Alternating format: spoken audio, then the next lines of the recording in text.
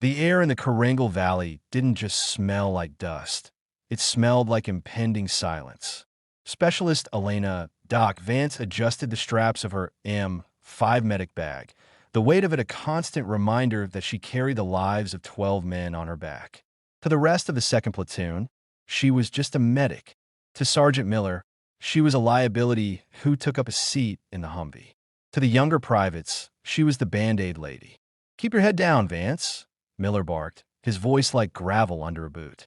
"And try not to get your stethoscope tangled in the brush. We're moving into the Crying Ridge. If things go south, stay behind the heavy steel. I don't need to be dragging a medic out of the line of fire while I'm trying to win a war." Elena didn't argue. She had heard it all before.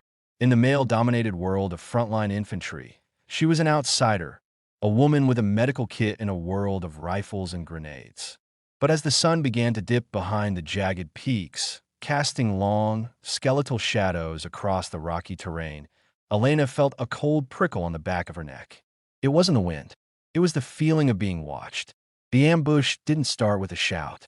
It started with the rhythmic, metallic thunk of a mortar tube. "Incoming," someone screamed, but the word was swallowed by an explosion that rocked the earth. The lead Humvee was tossed like a toy. Flames erupted, lickings at the sky, turning the twilight into a hellish orange landscape. Elena's ears rang with a high-pitched whine that drowned out the world. She saw Miller thrown from his position, his body slamming into a rock face. The squad was pinned. Machine gun fire from the ridges above began to stitch a pattern of lead across the ground. "Medic, I'm hit. Doc, where are you?"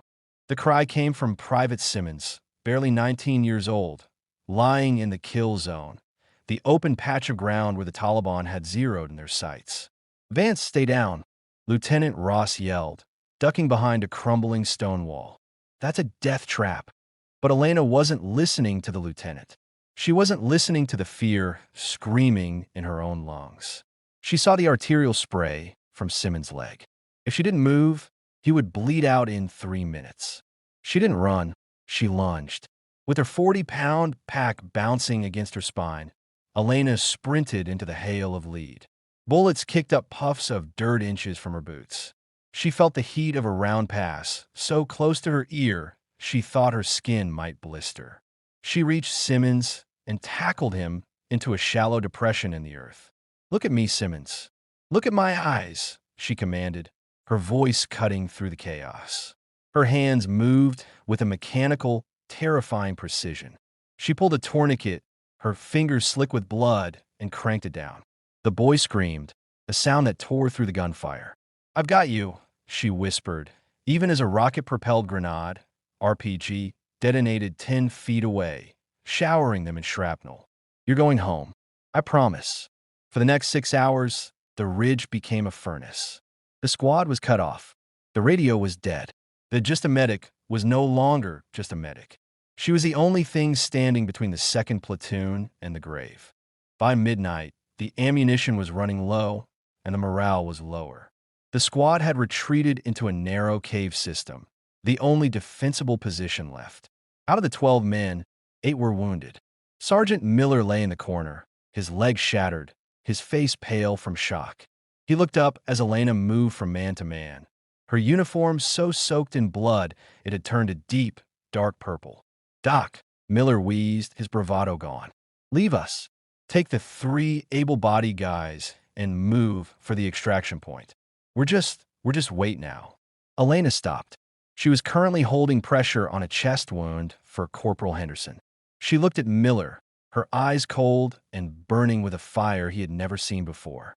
"I don't leave my patients, Sergeant," she said, her voice steady. "And I don't give up on my squad. You call me a liability. Now, shut up and let me do my job." The final assault began at 0300 hours. The enemy knew they were trapped. They swarmed the cave entrance like shadows. Elena Grabid a discarded me patru carbine. She wasn't an infantryman, but she had been trained by the best. As the first shadow crossed the threshold, she didn't hesitate. Pop pop. She fired with the same rhythm she used for CPR. Controlled, precise, relentless. She spent the next 3 hours in a blurred cycle of violence and mercy. She would fire 10 rounds to keep the entrance clear, then drop to her knees to change a bandage or administer morphine. She was a whirlwind of gauze and gunpowder. When the sun finally began to bleed over the horizon, the sound of rotors thudded in the distance. The Blackhawks were coming. As the rescue teams descended, they didn't find a defeated squad. They found a woman standing at the mouth of a cave, her rifle empty, her medical kit exhausted, guarding a line of men who were all, against every law of nature and war, still breathing. Elena Vance didn't wait for the medals. As the men were loaded onto the choppers, she sat on the ramp of the last bird, her hands finally shaking. Miller was being hoisted in. He grabbed her hand as he passed. He didn't say just a medic. He didn't say liability. He simply whispered, "Thank you, Document. You carried us all." She looked out over the valley, the flames finally dying down.